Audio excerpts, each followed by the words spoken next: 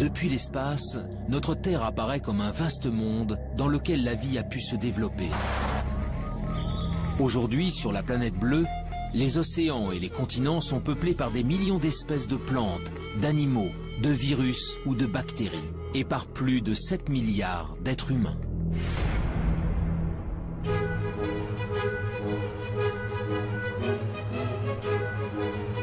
Mais dans l'immensité de l'univers, notre Terre n'est rien d'autre qu'un minuscule confetti.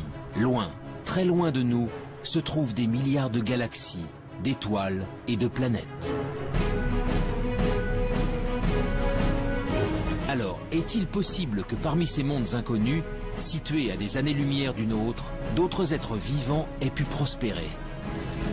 La vie sur Terre serait-elle une exception, le fruit d'un hasard unique et singulier?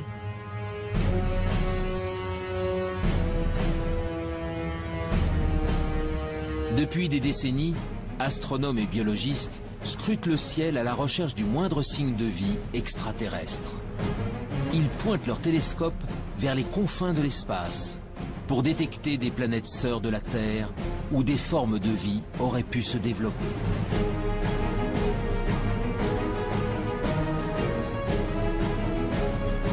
Dans le monde entier, des hommes et des femmes tentent de résoudre enfin l'une des plus grandes énigmes de l'humanité. Sommes-nous seuls dans l'univers?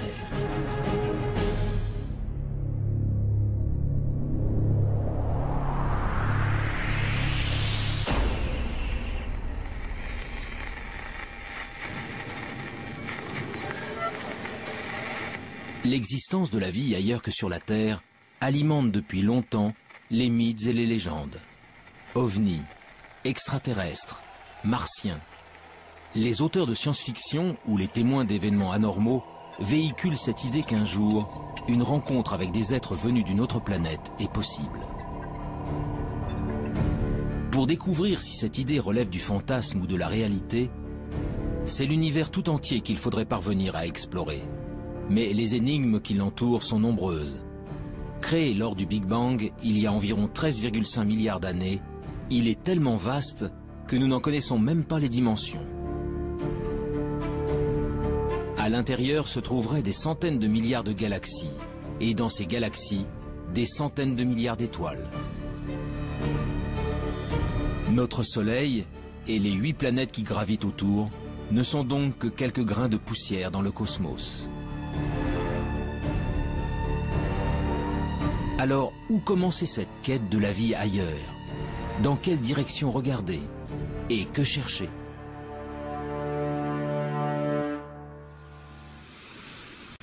Il y a 50 ans, un ambitieux programme de recherche a tenté le premier de répondre à ces questions. Dans le nord de la Californie, au milieu des montagnes, des dizaines de paraboles pointent leurs antennes vers le ciel. Elles sont le cœur du programme SETI, pour Search for Extraterrestrial Intelligence. Depuis 1960, elles captent 7 jours sur 7 et 24 heures sur 24 les ondes radio en provenance de l'espace. L'objectif, détecter un signal venu d'ailleurs, envoyé par une autre civilisation. Dans l'univers, de nombreux objets célestes produisent des ondes radio. Pour déceler un éventuel message intelligent, les scientifiques tentent donc de capter ceux qui ne ressemblent à rien de connu. Une mission pour le moins ambitieuse, mais dont les chances de succès se révèlent très réduites. Au début, ça a enthousiasmé l'agence spatiale américaine qui a commencé à mettre des télescopes un peu partout. On a Arecibo, puis des champs de télescopes pour essayer de scruter le ciel. Et puis, on s'est aperçu, avec la documentation des connaissances, que c'était vraiment un pari comme la loterie. Tout le monde espère gagner, mais il n'y a qu'un gros lot. Là, on ne sait même pas s'il y a un gros lot. Les recherches menées par le programme SETI ont en effet une limite de taille. L'hypothèse de départ est que si elle existe, une civilisation intelligente utiliserait des ondes radio pour communiquer. Or, pour de nombreux scientifiques, cette probabilité est extrêmement faible. Et même si c'était le cas, les chances de percevoir de telles ondes émises à des milliers d'années-lumière de nous sont infimes.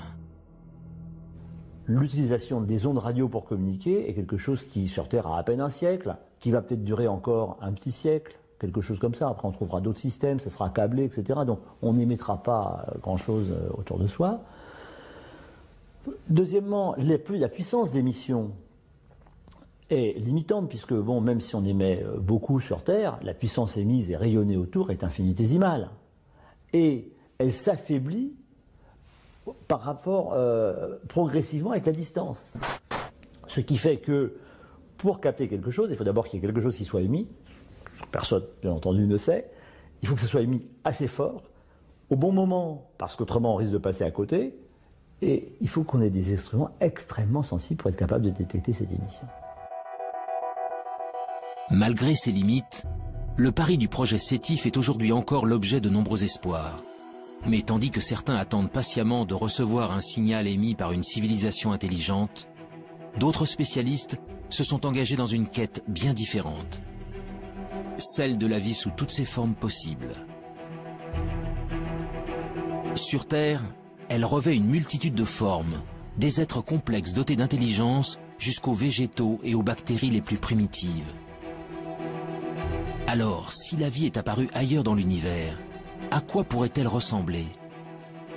Pour le savoir, il faut d'abord définir précisément ce qu'est le vivant, et surtout connaître en détail les ingrédients essentiels à son apparition.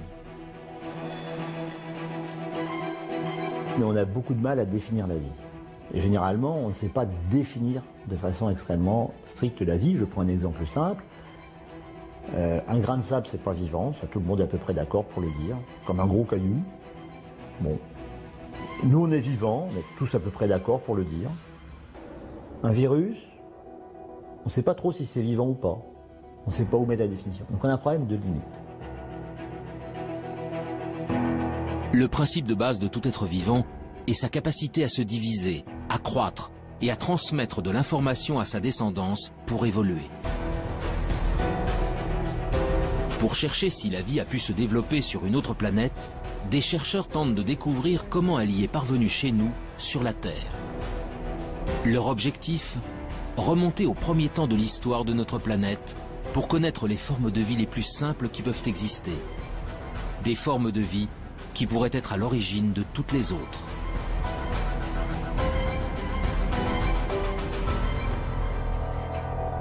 Nous sommes au Centre de biophysique moléculaire d'Orléans.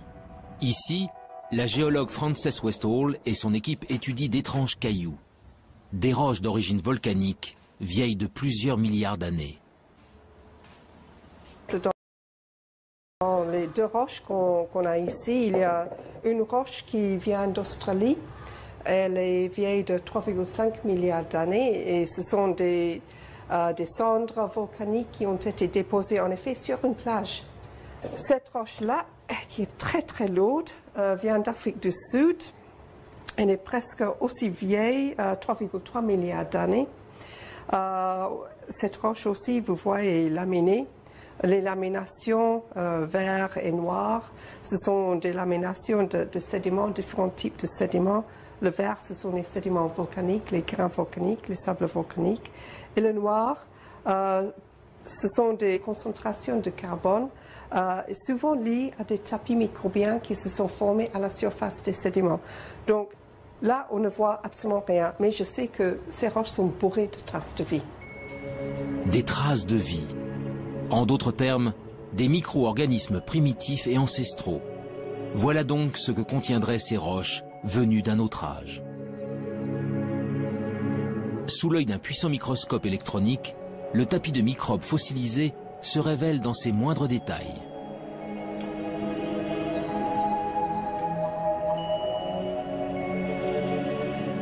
Oui, ici on voit tous les filaments qui ont formé la surface de ce tapis. Tous les filaments sont en orientation, comme ça. Comme si elles ont été entraînées dans un flux d'eau. Il s'est formé sur la plage dans une petite ruisseau qui sortait d'une source hydrothermale. Et en effet, c'est l'écoulement de ces fluides riches en silice de la source hydrothermale qui a tué le tapis et l'a fossilisé. C'est le plus vieux tapis microbien, vraiment bien préservé en 3 dimensions. Il n'existe pas un autre exemplaire au monde pour le moment. Ces bactéries filamenteuses de quelques micromètres de long sont donc les êtres vivants les plus primitifs jamais découverts. Des organismes simples, à partir desquels ont peut-être évolué les millions d'espèces qui peuplent aujourd'hui la Terre. Ailleurs dans l'univers, c'est aussi à ça que pourrait ressembler la vie. Mais pour espérer la découvrir, il faut répondre à une autre question essentielle. Comment ces microbes sont-ils apparus il y a 3,5 milliards d'années? En d'autres termes, comment, sur Terre, sommes-nous passés de matériaux inertes à des êtres animés d'un souffle de vie? On n'a pas les réponses sur Terre. Et je ne suis pas sûr qu'on puisse la trouver un jour sur Terre. Bien sûr, on la cherche.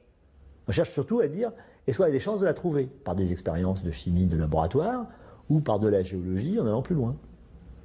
Mais là, il y a un trou. Et donc ce trou-là, l'apparition de la vie, le passage de l'inerte au vivant, actuellement, on ne sait pas y répondre. Et c'est tout le thème de la recherche de l'exobiologie et de l'origine de la vie.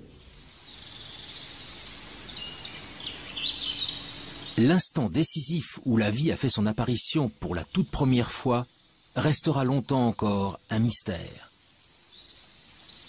Mais depuis plusieurs décennies, les biologistes ont malgré tout avancé à pas de géant dans leur compréhension de l'émergence du vivant. Tout a commencé en 1953, avec une expérience inédite réalisée par Stanley Miller, un jeune chimiste de l'Université de Chicago. Stanley Miller a fait une expérience. Il a dit, je vais prendre des ingrédients, comme si c'était de l'atmosphère primitive, et puis je vais faire des décharges électriques dedans, et je vais voir ce qui se produit. Et c'est comme ça qu'il a fait une des premières démonstrations, et la première démonstration historique, qu'à partir d'éléments simples, le gaz carbonique, CO2, l'eau, H2O, l'ammoniac, NH3, ou l'azote, N2, donc des éléments simples, communs, etc., avec des éclairs électriques, en refroidissant, on était capable de produire des molécules comme celles qui fabriquent la vie telle que nous la connaissons, des acides aminés. Les acides aminés sont considérés comme les briques du vivant, des éléments primordiaux à la base de chaque organisme, du plus simple au plus complexe. Sur Terre, ils sont au nombre de 20. En s'assemblant les uns aux autres, ils forment les protéines, de longues molécules qui composent les cellules et assurent toutes les fonctions de l'organisme. Pour la première fois, Stanley Miller démontre que ces molécules peuvent se former spontanément à partir d'éléments simples. Du carbone, de l'hydrogène, de l'oxygène, de l'azote, du phosphore, du soufre. Des atomes présents partout à la surface de la Terre et qui réagissent entre eux lorsqu'ils sont soumis à un intense apport d'énergie. Il y a plus de 4 milliards d'années, les prémices de la vie sur notre planète seraient donc sans doute apparues ainsi. Mais alors ce même phénomène a-t-il pu se produire ailleurs dans l'univers? D'autres astres ont-ils un jour été le siège de telles réactions chimiques? Le 28 septembre 1969, une météorite s'écrase dans le sud de l'Australie. Baptisé météorite de Murchison, du nom du village voisin, ce caillou tombé du ciel va révolutionner notre conception des origines de la vie. Dans la météorite de Murchison, on a trouvé 70 acides aminés différents. Donc ils ne sont pas terrestres. Ils ont été produits chimiquement quelque part. Des acides aminés semblent donc pouvoir être fabriqués ailleurs que sur Terre.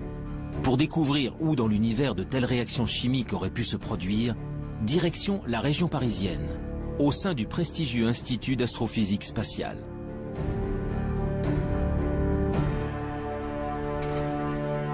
Ici, Louis Dandecourt et son équipe s'intéressent depuis de longues années à des corps célestes bien particuliers, les comètes. En ce qui concerne les comètes, eh bien disons, ce sont au moment de la formation des planètes, tout ne s'est pas formé en planètes, il est resté énormément de micro-planètes qui ne se sont pas complètement formées, qui se sont agrégées. Donc tous les grains qui sont des grains souvent de matière minérale, des grains de sable à la limite, se sont recouverts d'eau sous forme de glace, bien entendu, hein, c'est pas de l'eau liquide, et ces objets, quand ils se rapprochent près du Soleil, la glace fond, elle pousse les poussières qui se sont agglomérées au départ, et c'est ces poussières qui font qu'on voit une très belle queue sur les comètes. Ces agrégats de roches venus du fond des âges, Louis d'Andecourt tente d'en reproduire la structure dans son laboratoire. Son objectif, savoir si, au cœur des astres glacés se cachent, comme sur certaines météorites, les briques essentielles à l'apparition de la vie. À l'intérieur de cette petite enceinte sous vide, le chercheur injecte un mélange de gaz identique à ceux présents sur les comètes. De la vapeur d'eau, du méthanol, de l'ammoniac, du monoxyde de carbone. Puis il fait descendre le thermomètre jusqu'à -196 degrés, soit précisément la température régnant dans le vide intersidéral, aux confins de notre système solaire. C'est ainsi qu'il reconstitue artificiellement de la glace cométaire.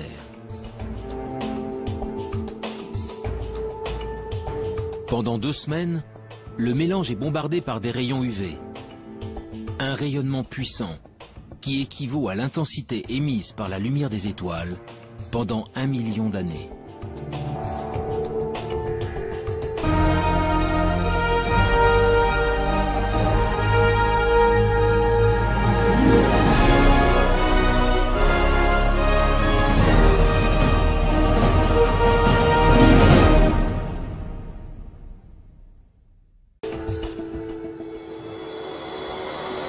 En fait, on est dans la même configuration.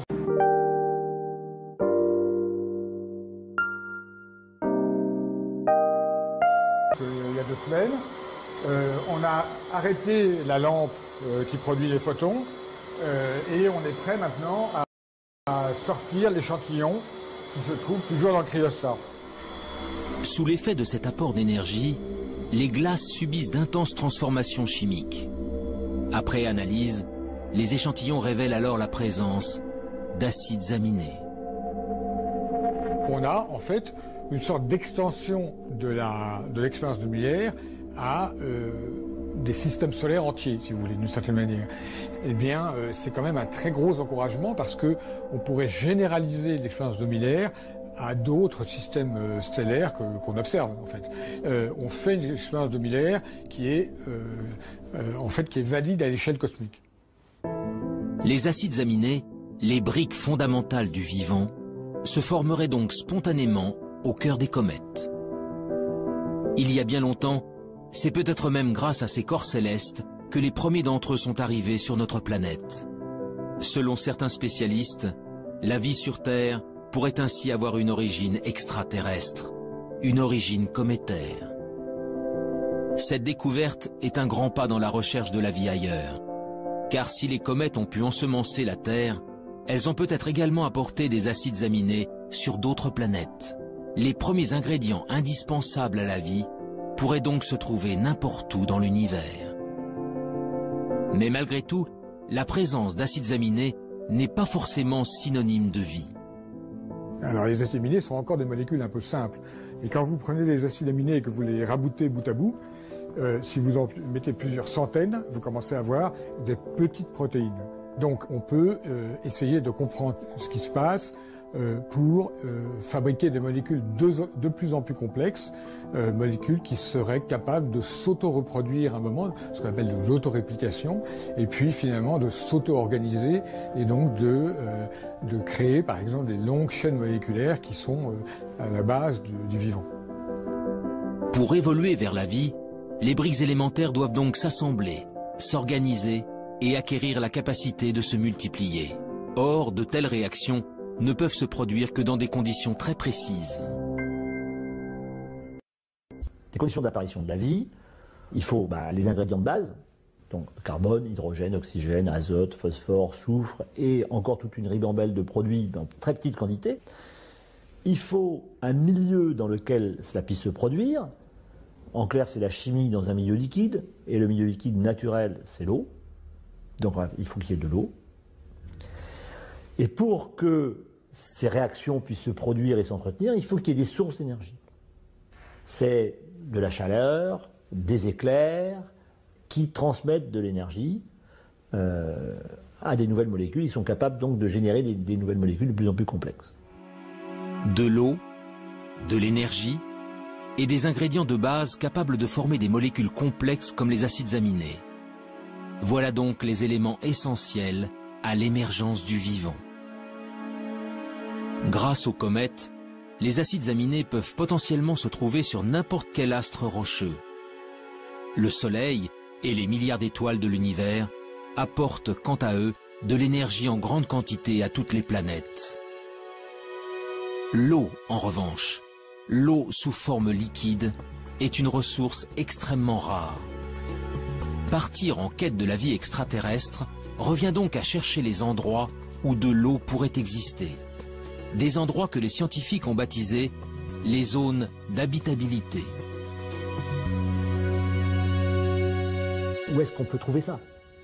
Dans quelle région autour d'un soleil on peut trouver ces conditions? Alors, pour simplifier, la zone habitable, c'est si je prenais la Terre et que je sois capable de la déplacer plus ou moins près de son soleil, il y a un moment où ça va chauffer beaucoup quand je m'en rapproche, hein, il y aura une telle chaleur en surface que l'eau ne pourra exister que sous forme de vapeur. Il n'y aura plus de liquide. Si je m'éloigne, il va faire de plus en plus froid parce que je reçois de moins en moins d'énergie. Toute l'eau va se condenser, va devenir glacée. Donc je sortirai de la zone habitable.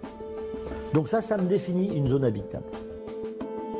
Pour que de l'eau liquide subsiste à la surface d'une planète, celle-ci doit donc se trouver à la bonne distance de son étoile, ni trop loin, ni trop près. Dans notre système solaire, seule la Terre se trouve au cœur de la zone d'habitabilité. Mais pour de nombreux spécialistes, l'une de nos voisines pourrait, elle aussi, avoir abrité de l'eau dans le passé. Il s'agit de la planète Mars.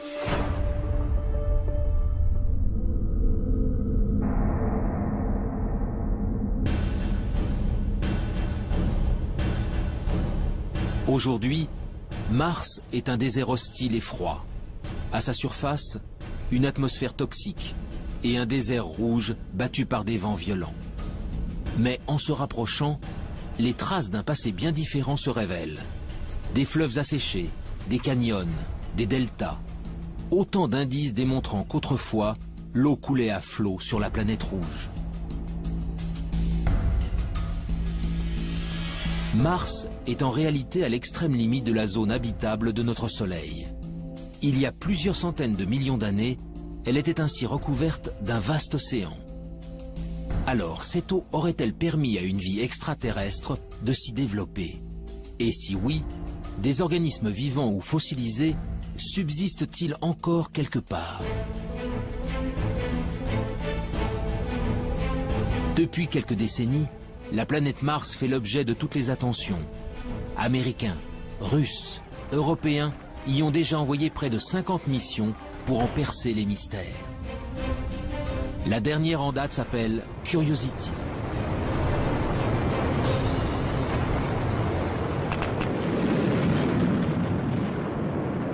Curiosity, donc c'est un véhicule important, 900 kg, une bonne quinzaine d'instruments dessus pour faire des observations, des analyses, des mesures de climat, etc. Donc c'est un engin extrêmement complexe. L'objectif premier de Curiosity, c'est de déterminer les conditions qui ont pu exister lorsque le cratère dans lequel il est tombé a été formé, et depuis qu'il a été formé. Donc c'est un peu déterminer les conditions d'habitabilité. Est-ce que la planète a connu une période humide? Est-ce qu'elle a duré assez longtemps? Et qu'est-ce que ça a produit au niveau de la géologie? Le rover Curiosity est commandé à distance par des équipes de la NASA en Californie. Mais en France, toutes les nuits, des scientifiques travaillent en temps réel avec leurs homologues américains. Nous sommes au Centre national d'études spatiales de Toulouse.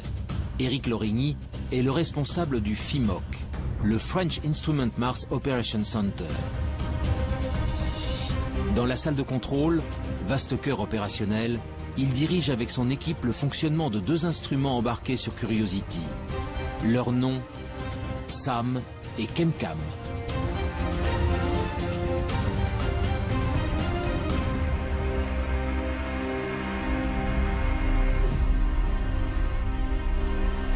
L'instrument ChemCam est un instrument qui envoie un laser sur des roches. Donc il envoie la puissance d'une centrale nucléaire sur 1 cm². Donc ça crée une explosion momentanée, mais très petite, sur la roche. Ça la met en fusion et la lumière émise par cette roche en fusion est analysée ensuite par des spectromètres qui permettent de savoir exactement la nature de la roche. L'instrument SAM, il analyse, donc il récupère des échantillons et il peut analyser soit de l'atmosphère, soit des échantillons solides et après déterminer là très finement la nature exacte de ce qu'il y a à l'intérieur de ces roches ou de cette atmosphère.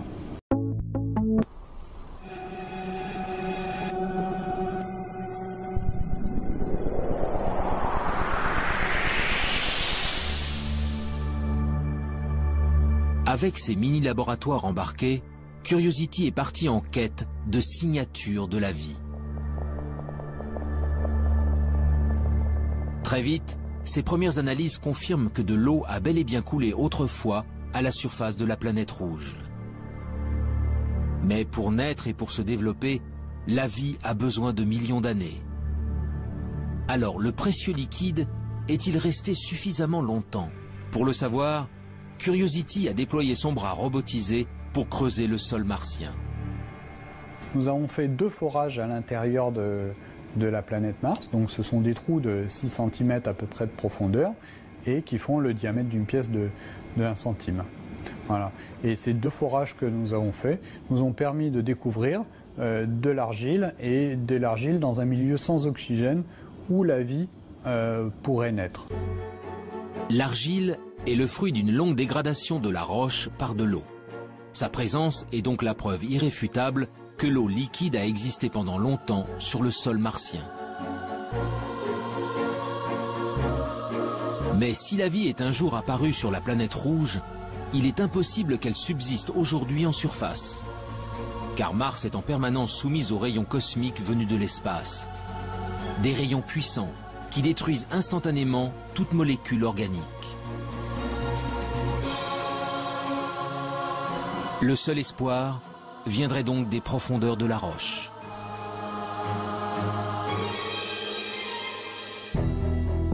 Le 8 février 2013, à quelques centimètres sous la surface, Curiosity a mis en évidence la présence d'un monde plus hospitalier. Des roches gris-vert, non oxydées, bien à l'abri des rayonnements nocifs. Pour l'heure, le rover n'y a décelé aucune trace de vie, ni même d'acides aminés. Mais ces premiers indices ont encouragé les scientifiques à poursuivre leur quête. Bientôt, un nouveau robot encore plus performant prendra la relève de Curiosity. Son nom, ExoMars. Développé par l'Agence spatiale européenne, son lancement en direction de Mars est prévu pour 2018.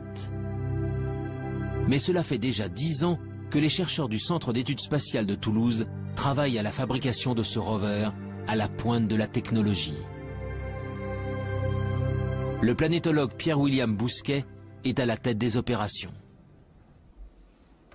On considère que la vie, si elle existe encore dans le sous-sol, doit être au moins enfouie à 1 mètre, 1 mètre 50. Donc Curiosity, sa foreuse ne permet pas d'aller aussi profondément. Et de ce point de vue-là, il faudra attendre la mission ExoMars, qui est équipée d'une foreuse qui sera capable de creuser jusqu'à 2 mètres de profondeur pour trouver des formes de vie fossiles qui seraient mieux conservées et éventuellement trouver des formes de vie au présent s'il en existe encore. Cette foreuse permettra à ExoMars d'effectuer des prélèvements réguliers à une profondeur jamais atteinte. Grâce à une batterie d'instruments embarqués, il analysera ensuite les échantillons, en quête du moindre indice de vie actuelle ou fossilisée. En attendant que la planète rouge ne livre tous ses secrets, la recherche de la vie extraterrestre continue ailleurs dans le système solaire.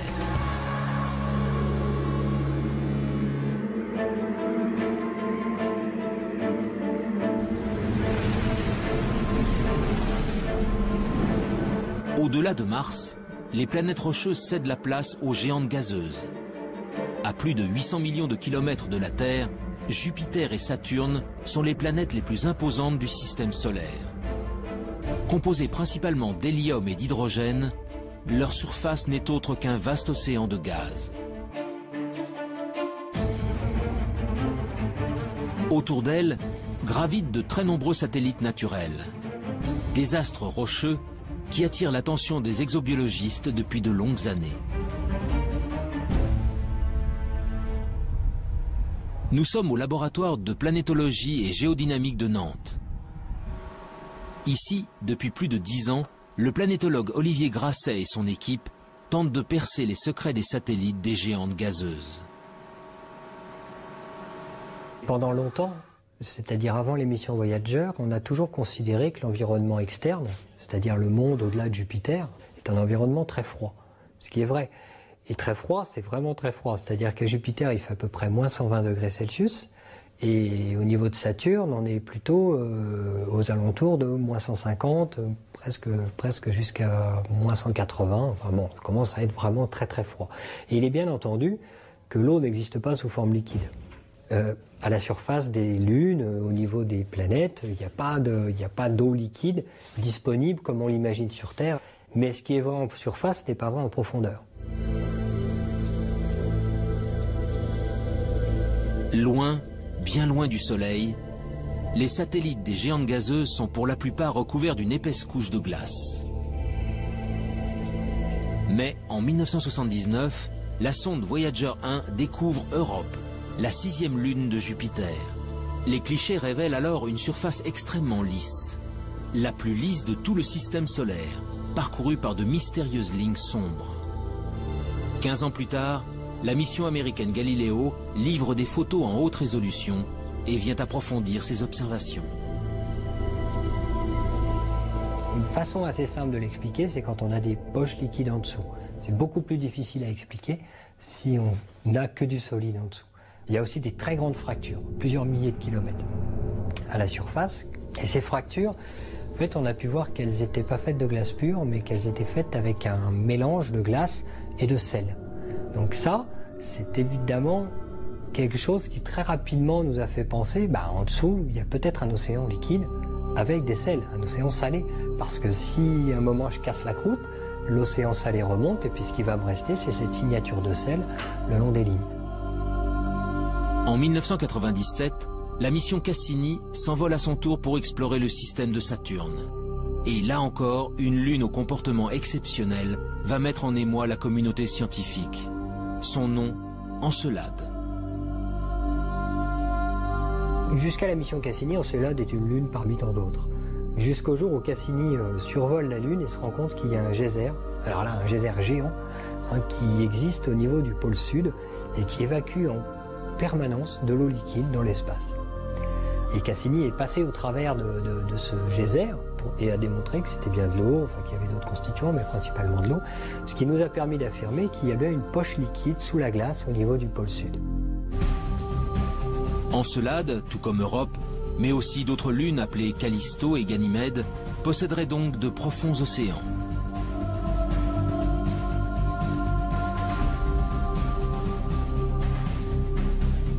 Mais cette eau est enfouie sous des kilomètres de glace dans l'obscurité la plus totale. Dès lors, peut-elle malgré tout héberger des êtres vivants? Sans aucun apport de lumière, la vie est-elle capable de subsister? En parallèle à l'exploration spatiale, on a poursuivi avec des moyens nouveaux l'exploration de la Terre, d'autres disciplines scientifiques. Et ils ont découvert qu'il y avait des organismes, des micro-organismes essentiellement, mais même des organismes supérieurs, qui vivaient dans des conditions tout à fait particulières. Et ils ont appelé ça des extrémophiles. Donc ça voulait dire que la vie aurait pu exister, se développer sur ces corps célestes dans des conditions beaucoup plus larges que les conditions physiques qu'on connaissait au départ sur la Terre.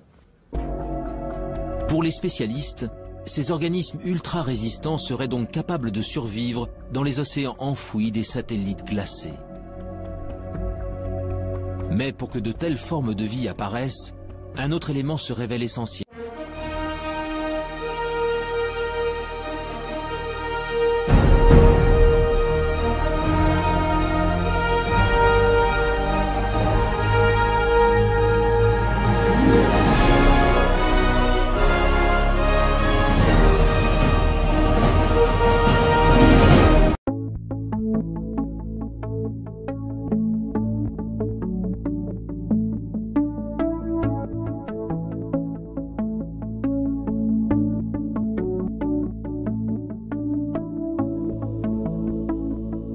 And today's announcement of a really fascinating result about current water on Mars is one of the reasons why I feel it's even more imperative that we send astrobiologists and planetary scientists to Mars to explore the question of, is there current life on Mars? From the Curiosity rover, we now know that Mars once was a planet very much like Earth, with warm, salty seas, with freshwater lakes, probably snow-capped peaks and clouds and a water cycle, just like we're studying here on Earth with our Earth science satellites, the water cycle here on Earth. But something has happened to Mars. It lost its water. But we still have, in the atmosphere and on the surface, for the most part, but we still have this question of, did life arise on Mars once, and can we find out? Mars suffered a major climate change and lost its surface water. Today, we're revolutionizing our understanding of this planet. Our rovers are finding that there's a lot more humidity in the air than we ever imagined. As we ingest the soils, they're moist, they're hydrated, full of water. These discoveries are very important, but they were only part of the hydrological cycle on Mars that we're just now beginning to understand. What we're going to announce today is that Mars is not the dry, arid planet that we thought of in the past. Today we're going to announce that under certain circumstances, liquid water has been found on Mars.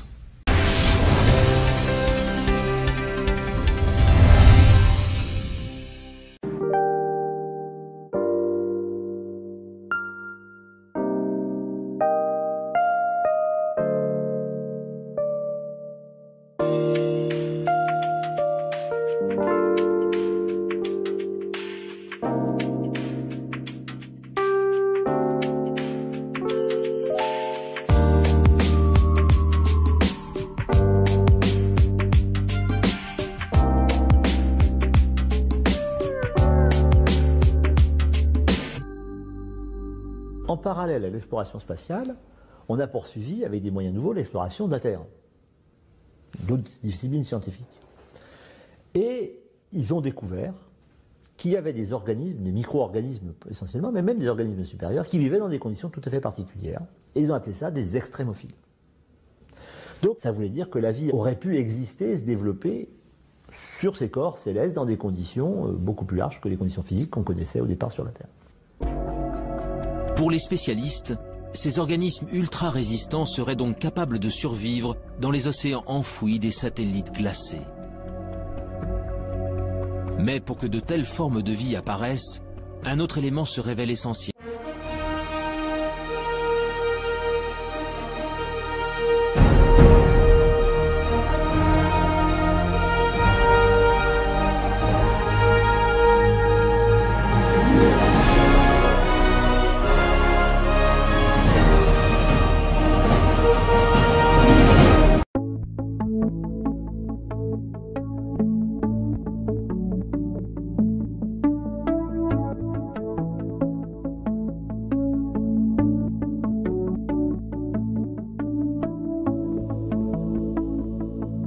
Today's announcement of a really fascinating result about current water on Mars is one of the reasons why I feel it's even more imperative that we send astrobiologists and planetary scientists to Mars to explore the question of, is there current life on Mars?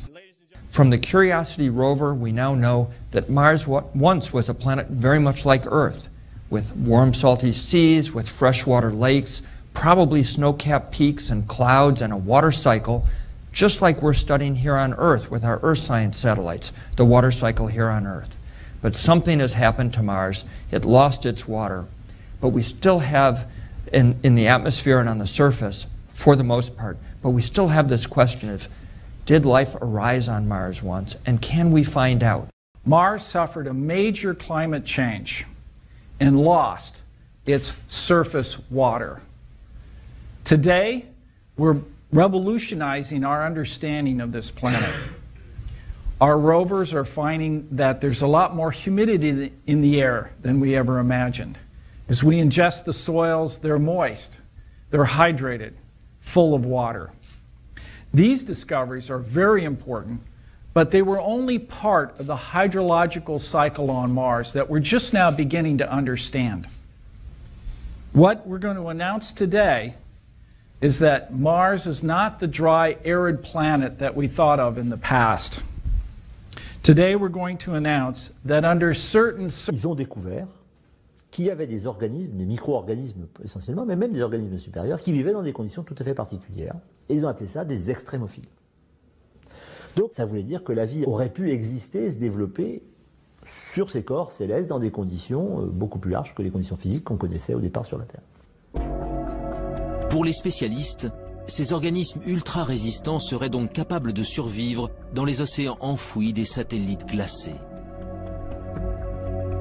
Mais pour que de telles formes de vie apparaissent, un autre élément se révèle essentiel.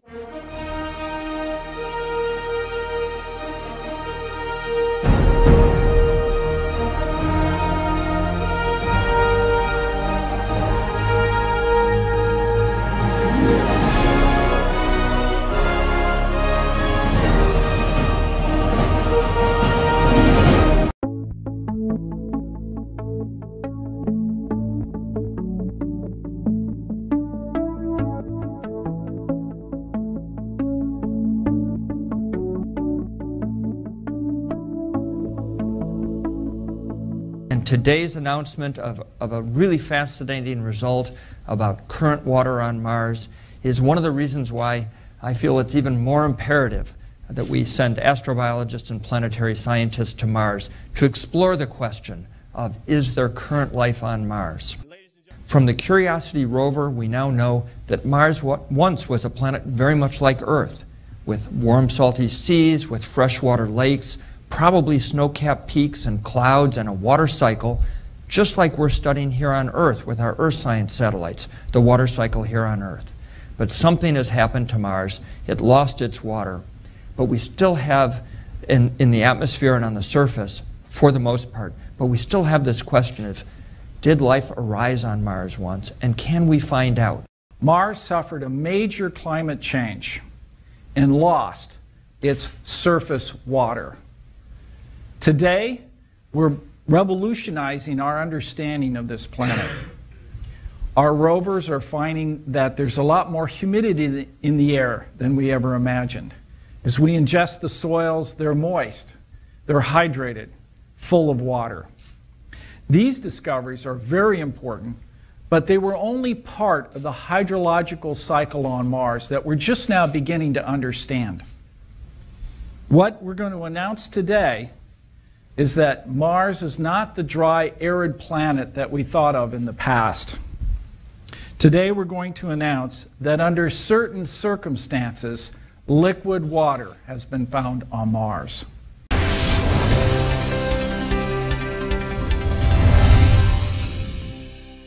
Mais beaucoup sur Terre, la puissance émise et rayonnée autour est infinitésimale. Et elle s'affaiblit par rapport progressivement avec la distance. Ce qui fait que pour capter quelque chose, il faut d'abord qu'il y ait quelque chose qui soit émis. Personne, bien entendu, ne sait. Il faut que ce soit émis assez fort, au bon moment, parce qu'autrement on risque de passer à côté. Et il faut qu'on ait des instruments extrêmement sensibles pour être capable de détecter cette émission. Malgré ses limites, le pari du projet SETI fait aujourd'hui encore l'objet de nombreux espoirs. Mais tandis que certains attendent patiemment de recevoir un signal émis par une civilisation intelligente, d'autres spécialistes se sont engagés dans une quête bien différente. Celle de la vie sous toutes ses formes possibles. Sur Terre, elle revêt une multitude de formes, des êtres complexes dotés d'intelligence jusqu'aux végétaux et aux bactéries les plus primitives. Alors, si la vie est apparue ailleurs dans l'univers, à quoi pourrait-elle ressembler? Pour le savoir, il faut d'abord définir précisément ce qu'est le vivant, et surtout connaître en détail les ingrédients essentiels à son apparition. Mais on a beaucoup de mal à définir la vie. Et généralement, on ne sait pas définir de façon extrêmement stricte la vie. Je prends un exemple simple. Un grain de sable, c'est pas vivant, ça tout le monde est à peu près d'accord pour le dire, comme un gros caillou. Bon, nous on est vivants, on est tous à peu près d'accord pour le dire. Un virus, on ne sait pas trop si c'est vivant ou pas. On ne sait pas où mettre la définition. Donc on a un problème de limite. Le principe de base de tout être vivant est sa capacité à se diviser, à croître et à transmettre de l'information à sa descendance pour évoluer. Pour chercher si la vie a pu se développer sur une autre planète, des chercheurs tentent de découvrir comment elle y est parvenue chez nous, sur la Terre. Leur objectif ? Remonter au premier temps de l'histoire de notre planète pour connaître les formes de vie les plus simples qui peuvent exister. Des formes de vie qui pourraient être à l'origine de toutes les autres.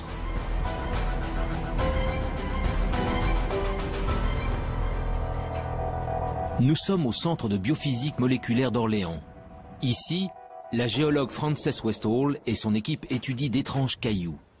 Des roches d'origine volcanique, vieilles de plusieurs milliards d'années. Dans les deux roches qu'on a ici, il y a une roche qui vient d'Australie. Elle est vieille de 3,5 milliards d'années et ce sont des cendres volcaniques qui ont été déposées en effet sur une plage. Cette roche-là, qui est très très lourde, vient d'Afrique. Mais pour de nombreux spécialistes, l'une de nos voisines pourrait, elle aussi, avoir abrité de l'eau dans le passé. Il s'agit de la planète Mars.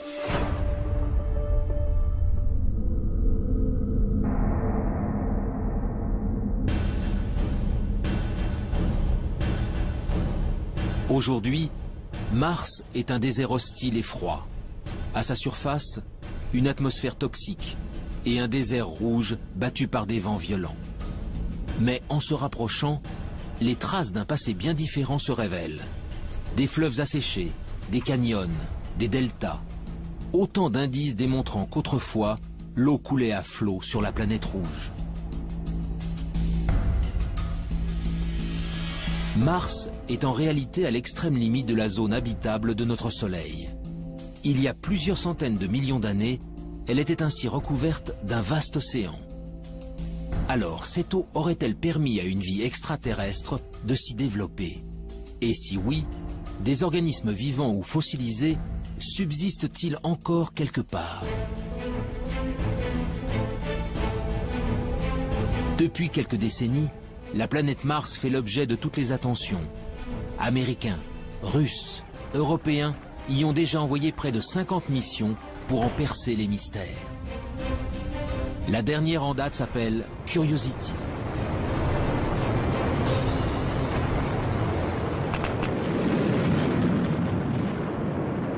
Curiosity, donc c'est un véhicule important, 900 kg, une bonne quinzaine d'instruments dessus pour faire des observations, des analyses, des mesures de climat, etc. Donc c'est un engin extrêmement complexe. L'objectif premier de Curiosity, c'est de déterminer les conditions qui ont pu exister lorsque le cratère dans lequel il est tombé a été formé, et depuis qu'il a été formé. Donc c'est un peu déterminer les conditions d'habitabilité. Est-ce que la planète a connu une période humide? Est-ce qu'elle a duré assez longtemps? Et qu'est-ce que ça a produit au niveau de la géologie? Le rover Curiosity est commandé à distance par des équipes de la NASA en Californie. Mais en France, toutes les nuits, des scientifiques travaillent en temps réel avec leurs homologues américains. Nous sommes au Centre national d'études spatiales de Toulouse. Éric Lorigny est le responsable du FIMOC, le French Instrument Mars Operation Center. Dans la salle de contrôle, vaste cœur opérationnel, il dirige avec son équipe le fonctionnement de deux instruments embarqués sur Curiosity. Leurs noms, SAM et ChemCam.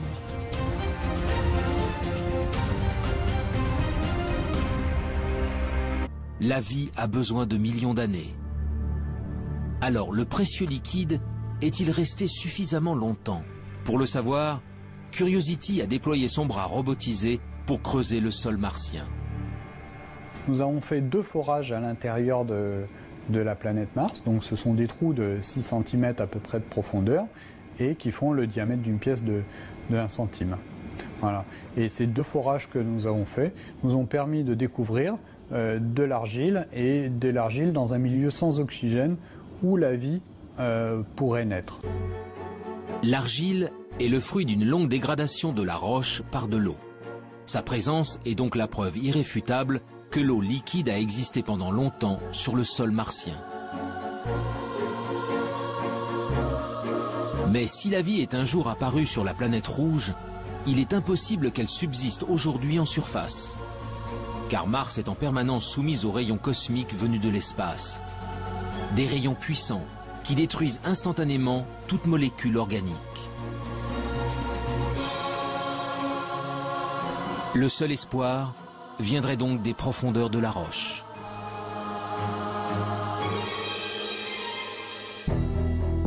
Le 8 février 2013, à quelques centimètres sous la surface, Curiosity a mis en évidence la présence d'un monde plus hospitalier. Des roches gris-vert, non oxydées, bien à l'abri des rayonnements nocifs. Pour l'heure, le rover n'y a décelé aucune trace de vie, ni même d'acides aminés. Mais ces premiers indices ont encouragé les scientifiques à poursuivre leur quête. Bientôt, un nouveau robot encore plus performant prendra la relève de Curiosity. Son nom, ExoMars.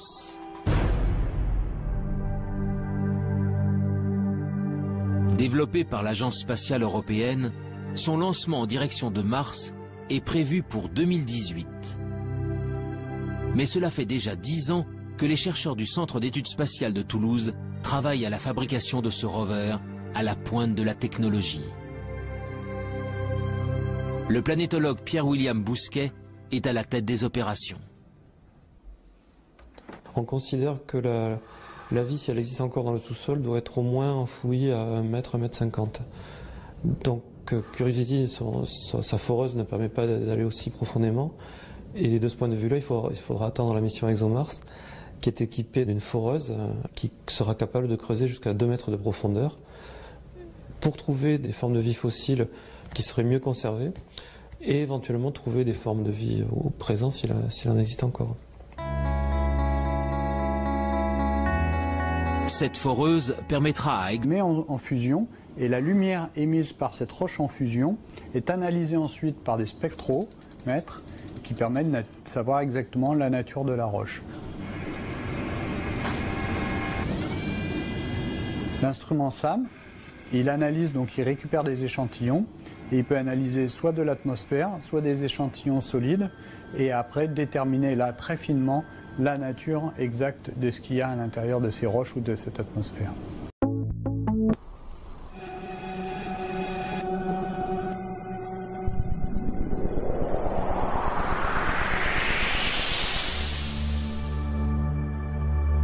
Avec ses mini-laboratoires embarqués, Curiosity est parti en quête de signatures de la vie. Très vite, ses premières analyses confirment que de l'eau a bel et bien coulé autrefois à la surface de la planète rouge. Mais pour naître et pour se développer, la vie a besoin de millions d'années. Alors le précieux liquide est-il resté suffisamment longtemps?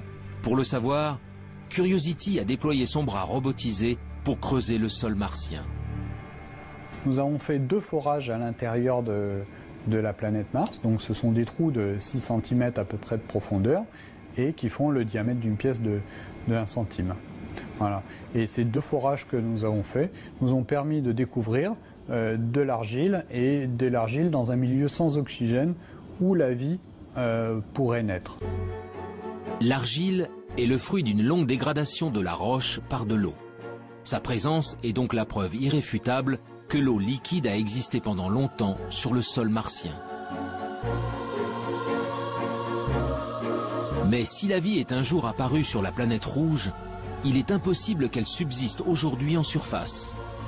Car Mars est en permanence soumise aux rayons cosmiques venus de l'espace. Des rayons puissants qui détruisent instantanément toute molécule organique.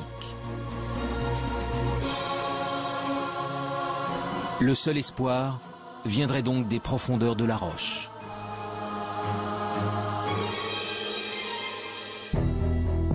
Le 8 février 2013, à quelques centimètres sous la surface, Curiosity a mis en évidence la présence d'un monde plus hospitalier. Des roches gris-vert, non oxydées, bien à l'abri des rayonnements nocifs. Pour l'heure, le rover n'y a décelé aucune trace de vie, ni même d'acides aminés. Mais ces premiers indices ont encouragé les scientifiques à poursuivre leur quête. Bientôt, un nouveau robot encore plus performant prendra la relève de Curiosity. Son nom, ExoMars. Mais les acides aminés peuvent potentiellement se trouver sur n'importe quel astre rocheux. Le Soleil et les milliards d'étoiles de l'univers apportent quant à eux de l'énergie en grande quantité à toutes les planètes. L'eau, en revanche, l'eau sous forme liquide, est une ressource extrêmement rare. Partir en quête de la vie extraterrestre revient donc à chercher les endroits où de l'eau pourrait exister. Des endroits que les scientifiques ont baptisés les zones d'habitabilité. Où est-ce qu'on peut trouver ça? Dans quelle région autour d'un soleil on peut trouver ces conditions? Alors, pour simplifier, la zone habitable, c'est si je prenais la Terre et que je sois capable de la déplacer plus ou moins près de son soleil. Il y a un moment où ça va chauffer beaucoup quand je m'en rapproche, hein, il y aura une telle chaleur en surface que l'eau ne pourra exister que sous forme de vapeur. Il n'y aura plus de liquide. Si je m'éloigne, eh ben, il va faire de plus en plus froid parce que je reçois de moins en moins d'énergie. Toute l'eau va se condenser, va devenir glacée. Donc je sortirai de la zone habitable. Donc ça me définit une zone habitable. Pour que de l'eau liquide subsiste à la surface d'une planète, celle-ci doit donc se trouver à la bonne distance de son étoile, ni trop loin, ni trop près. Dans notre système solaire, seule la Terre se trouve au cœur de la zone d'habitabilité. Mais pour de nombreux spécialistes, l'une de nos voisines pourrait, elle aussi, avoir abrité de l'eau dans le passé. Il s'agit de la planète Mars.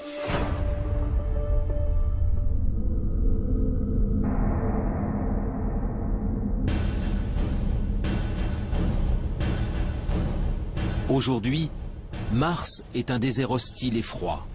À sa surface, une atmosphère toxique et un désert rouge battu par des vents violents.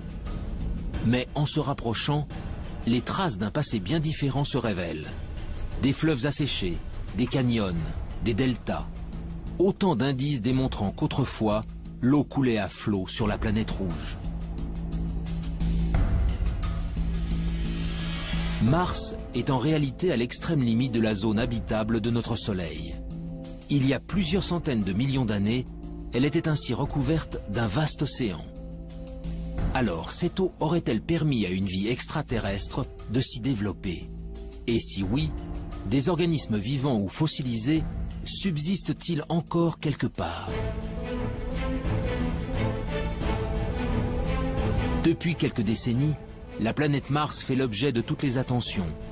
Américains, Russes, Européens y ont déjà envoyé près de 50 missions pour en percer les mystères.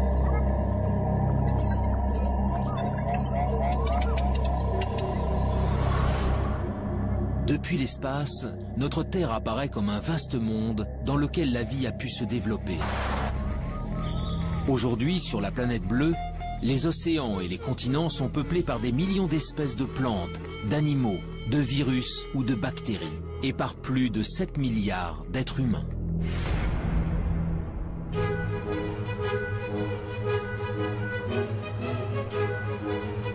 Mais dans l'immensité de l'univers, notre Terre n'est rien d'autre qu'un minuscule confetti. Loin, très loin de nous, se trouvent des milliards de galaxies, d'étoiles et de planètes. Alors, est-il possible que parmi ces mondes inconnus, situés à des années-lumière du nôtre, d'autres êtres vivants aient pu prospérer? La vie sur Terre serait-elle une exception, le fruit d'un hasard unique et singulier?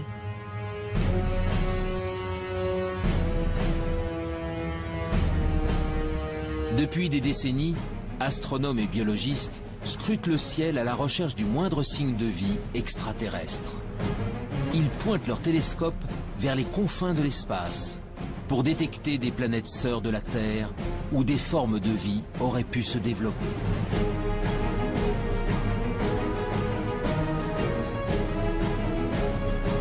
Dans le monde entier, des hommes et des femmes tentent de résoudre enfin l'une des plus grandes énigmes de l'humanité. Sommes-nous seuls dans l'univers ?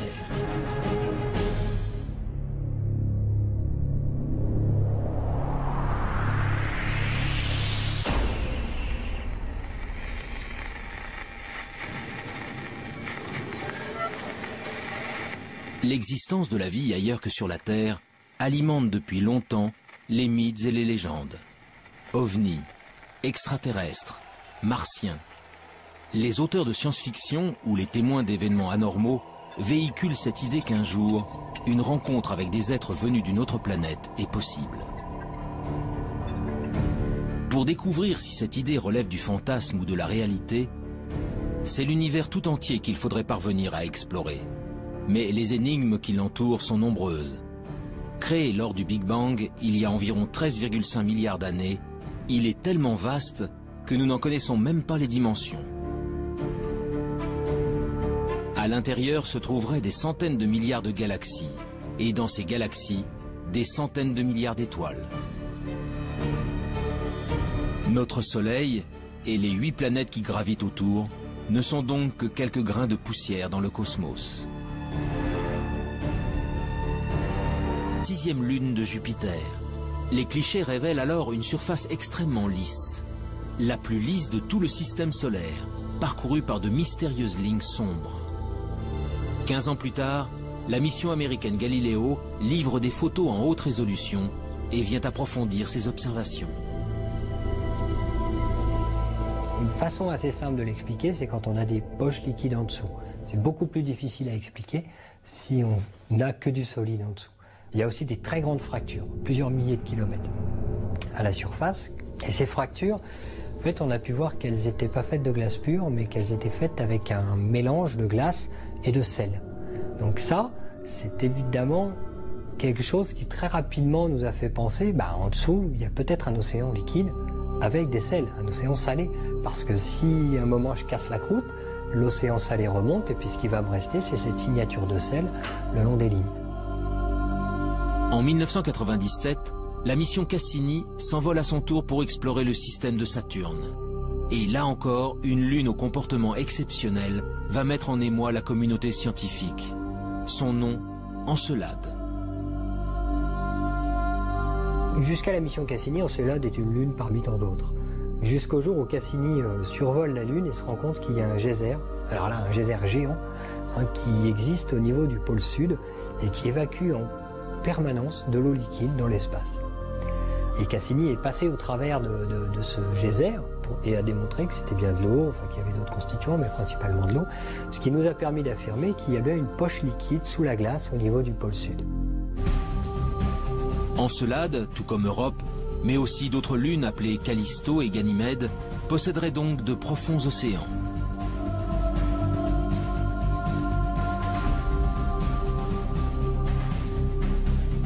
Mais cette eau est enfouie sous des kilomètres de glace dans l'obscurité la plus totale. Dès lors, peut-elle malgré tout héberger des êtres vivants? Sans aucun apport de lumière, la vie est-elle capable de subsister?